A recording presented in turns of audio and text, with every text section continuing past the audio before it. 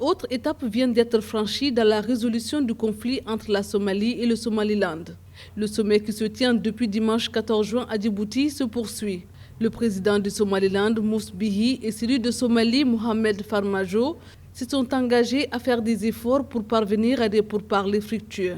L'ordre du jour des pourparlers présidé par le chef de l'État djiboutien, Ismaël Omar Guelleh, n'a pas été rendu public.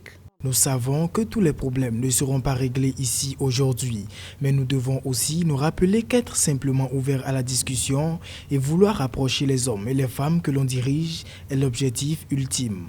Cette rencontre entre les deux parties était la première depuis celle informelle tenue en février 2020 sous l'égide du Premier ministre éthiopien Abiy Ahmed en marge du sommet de l'Union africaine à Addis Abeba.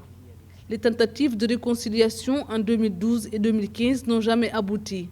La Somalie veut la réintégration du Somaliland dans l'ensemble somalien et le Somaliland exige l'autodétermination. Djibouti, l'Éthiopie, la Somalie et le Somaliland, ces pays déjà traversent une crise sociopolitique.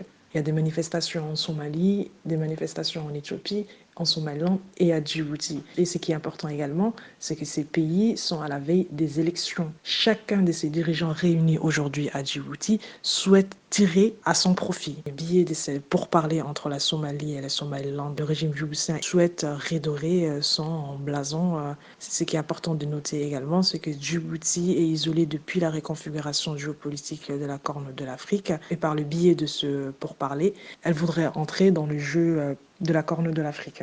À la fin de la journée, les deux parties ont convenu de former des comités techniques. Elles ont également convenu de ne pas politiser l'aide au développement et les investissements internationaux.